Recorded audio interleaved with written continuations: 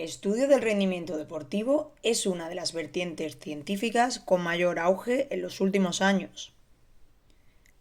Los ejercicios de sprint, salto y sentadilla son de los más utilizados para valorar la condición física en deportistas. Hola,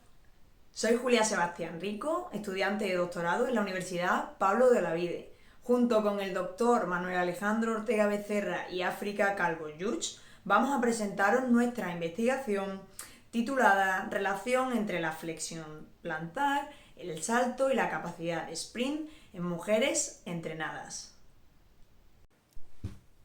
La relación existente entre los factores que determinan el rendimiento en sprint y el salto vertical supone una de las bases científicas sobre la que se establece la programación del entrenamiento en el rendimiento deportivo actual, tanto en deportes individuales como en deportes colectivos. En la línea del principio de especificidad que caracteriza el estudio del rendimiento deportivo, también encontramos investigaciones que analizan la relación entre el rendimiento en sprint y las variables de fuerza normalizadas en función del peso corporal. En cuanto a variables relacionadas con el ejercicio de flexión plantar,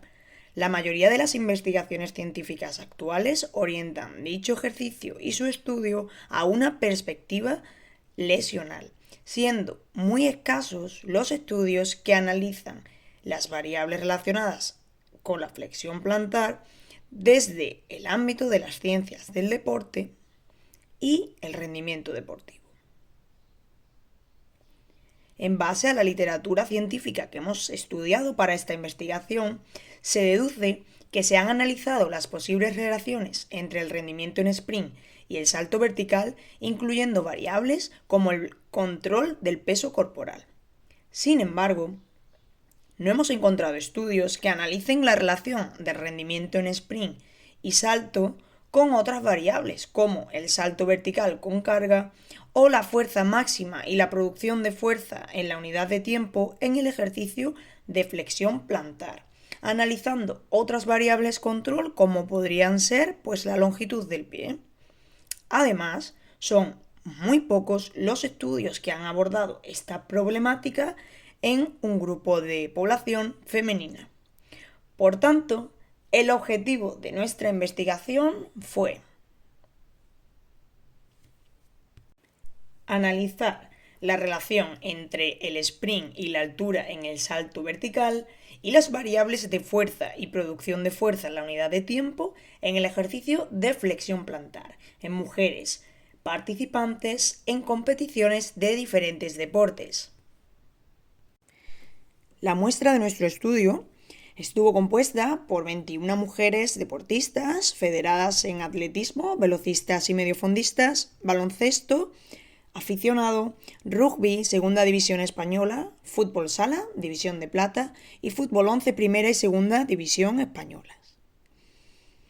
La edad media de nuestras participantes fue de 22 años con 52, un peso de 59,96 y una altura media de 1,64. La longitud del pie de las deportistas tuvo una media de 24,38 centímetros y el resto de estadísticos descriptivos pueden observarlos en la imagen que aparece en pantalla. Se realizó un estudio descriptivo, correlacional y transversal en el que se midieron de manera sucesiva los rendimientos de 21 sujetos. Los ejercicios se realizaron en el siguiente orden: carrera lineal de 40 metros, sprint, salto vertical sin carga, CMJ, sentadilla completa desplazando la carga a 1 metro por segundo y la flexión plantar con una carga correspondiente al 80% del peso corporal. Dicha batería de test se llevó a cabo durante una misma sesión en grupos de 4 y 5 sujetos. Las variables analizadas fueron los tiempos de 0 a 40 metros y sus correspondientes parciales, la altura en el salto vertical sin carga, la fuerza máxima ejercida en el ejercicio de flexión plantar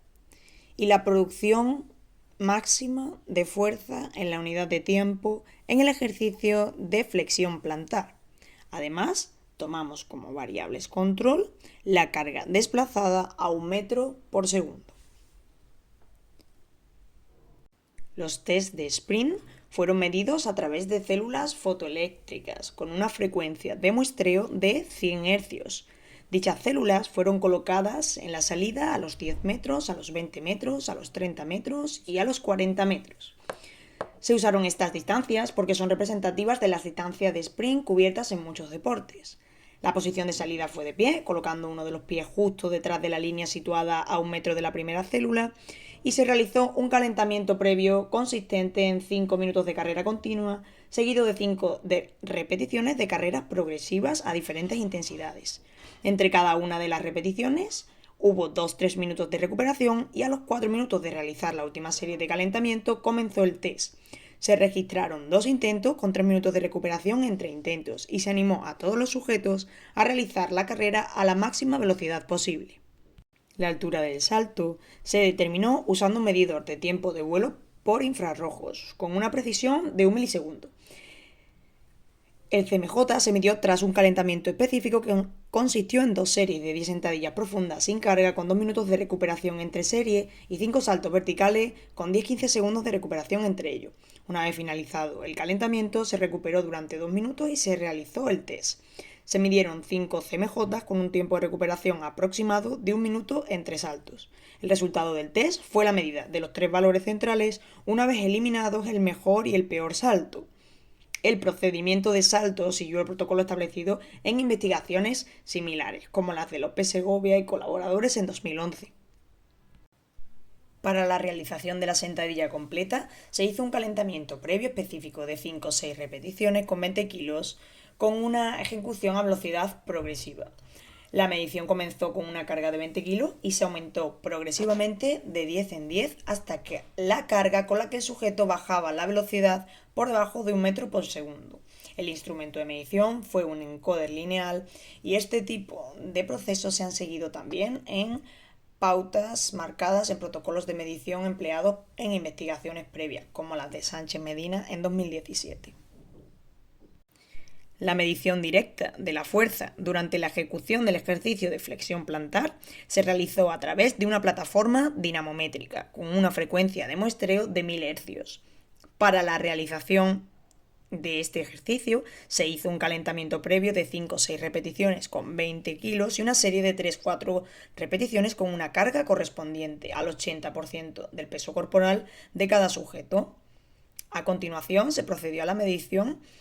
con una carga correspondiente a cada sujeto, realizando 5 intentos.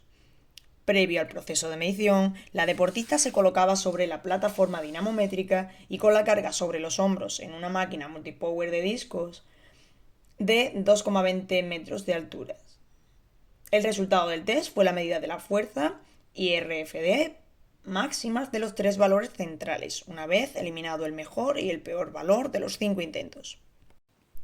Con el objetivo de describir los resultados obtenidos, se aplicaron los cálculos clásicos de tendencia central, medias y de variabilidad, desviaciones típicas. Para determinar la fiabilidad de las medidas, se aplicó el coeficiente de correlación intraclase de un factor, que es el más exigente, ya que incluye en el análisis la diferencia entre las medidas, el error típico de medida, calculado como la raíz cuadrada de la media cuadrática total del análisis de varianza y su expresión en términos relativos con respecto a la media a través del coeficiente de variación.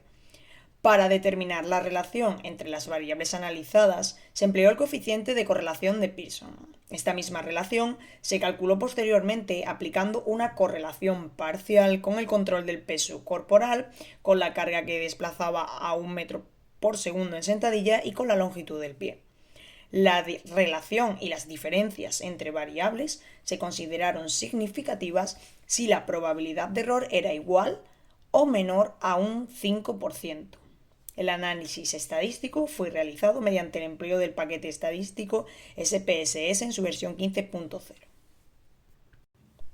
En esta investigación, las variables analizadas de sprint, CMJ y flexión plantar muestran una alta fiabilidad, como lo indican los altos valores de coeficiente de correlación intraclase y los bajos valores de coeficiente de variación. Pueden observarlos en la siguiente tabla. Los resultados que podemos observar en esta tabla 3 muestran relación significativa entre la altura alcanzada en el salto vertical sin carga y las variables de fuerza máxima producida en la flexión plantar y la máxima producción de fuerza en la unidad de tiempo en este mismo ejercicio. Dicha relación se ve levemente disminuida si tomamos como control el peso corporal, la longitud del pie y la carga que desplaza a 1 metro por segundo. Las siguientes rectas de regresión muestran la relación que se establece entre las variables de la altura en el CMJ y las variables analizadas en el ejercicio de flexión plantar. Teniendo en cuenta que uno de nuestros sujetos desarrolló valores fuera de rango,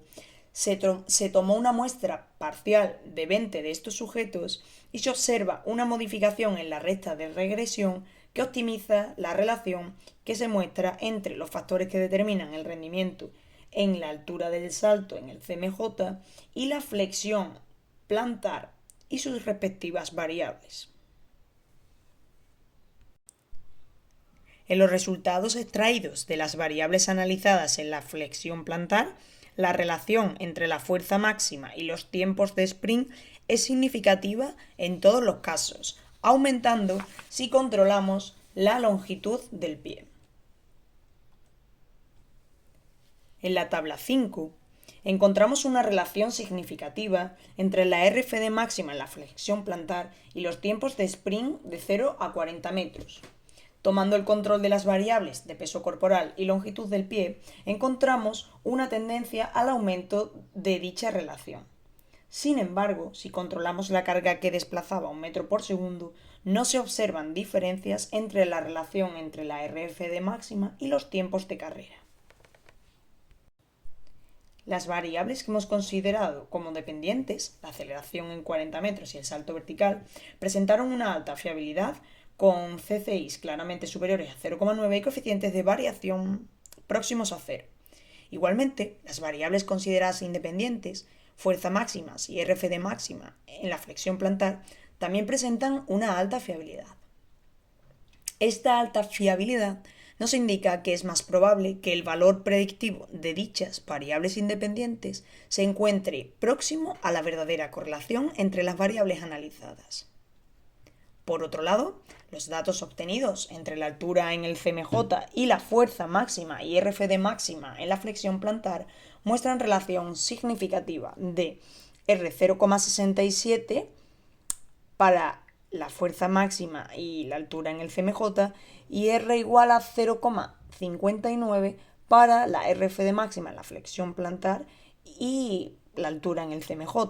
Esto nos indica que en nuestro caso la fuerza aplicada a la flexión plantar explica el 45% de la varianza del CMJ y algo menos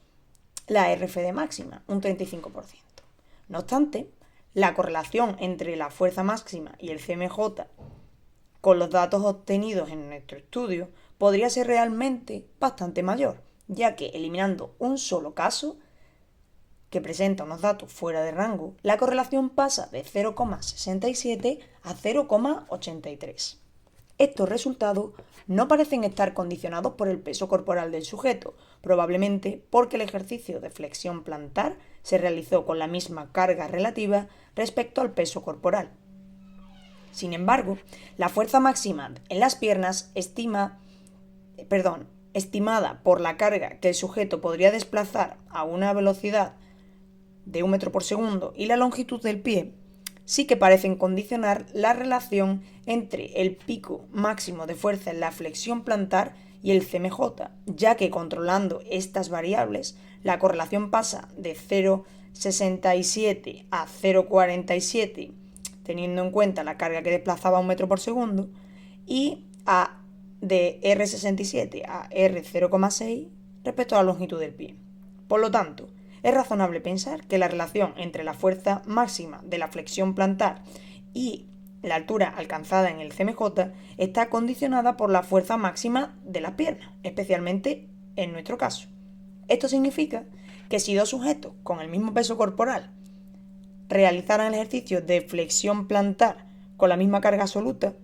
tenderían a obtener mayor rendimiento aquel que tuviera mayor fuerza máxima en las piernas,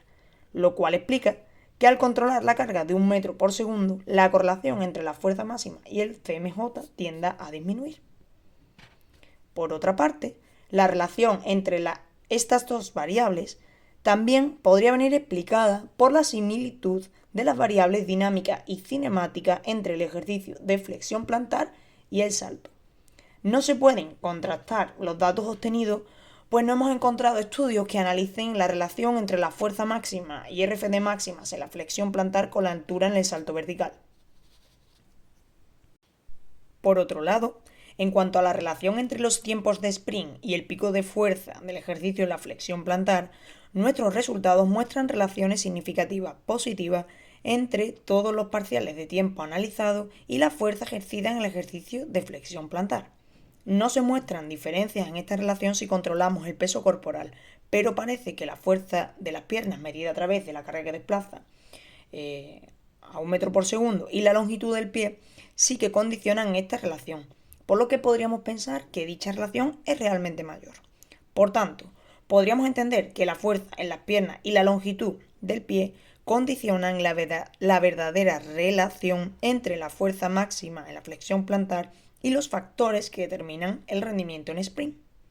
Así pues, también es lógico pensar que teniendo en cuenta que la carrera es una serie consecutiva de saltos y flexiones plantares, la fuerza que se ejerce en la flexión plantar condiciona la distancia que alcanza cada sujeto en cada impulsión, permitiendo que avance más espacio en su desplazamiento y por tanto el sujeto recorrería la misma distancia pero en menos tiempo. Este es uno de los principales hallazgos de nuestro estudio y pues no hemos encontrado análisis semejantes en la literatura, por lo que no podemos contrastar nuestros resultados con otras investigaciones. En la línea de la relación entre el rendimiento en sprint y la flexión plantar, en la tabla 5 se muestran correlaciones significativas entre todos los tiempos de sprint y la RFD máxima producida en este ejercicio, aunque no se observan diferencias en esta relación si controlamos la carga de 1 metro por segundo. Si controlamos el peso corporal y la longitud del pie, la relación entre dichas variables aumenta. De forma representativa, encontramos que con el control de la longitud del pie, la RFD máxima producida en la flexión plantar pasa a explicar de un 38% a un 59% el rendimiento en la fase inicial de la carrera de 0 a 10 metros. Por tanto, es probable pensar que la longitud del pie esté ocultando parte de la verdadera relación entre estas variables, por lo que nuestros resultados sugieren que cuanto mayor es la producción de fuerza en la unidad de tiempo el ejercicio de flexión plantar, mejor tenderán a ser los tiempos en sprint de 0 a 40 metros. Estamos en el mismo caso que el anterior. No podríamos contrastar nuestros resultados con los resultados obtenidos en otras investigaciones, puesto que no encontramos investigaciones que analicen la flexión plantar desde el ámbito del rendimiento deportivo. Teniendo en cuenta los resultados obtenidos en nuestro estudio, podríamos deducir que los sujetos que apliquen mayor fuerza y RFD máximas durante la flexión plantar serán aquellos sujetos que tiendan a saltar más en el salto vertical sin carga, CMJ, por lo que las variables de fuerza máxima y RFD máximas en el ejercicio de flexión plantar pueden entenderse o podrían entenderse como predictores con una validez aceptable del rendimiento en el salto vertical sin carga y sprint de 0 a 40 metros en mujeres de las características mencionadas. Muchas gracias por su atención, espero que hayan podido disfrutar de nuestra pequeña investigación y que se encuentren bien de salud en estos tiempos.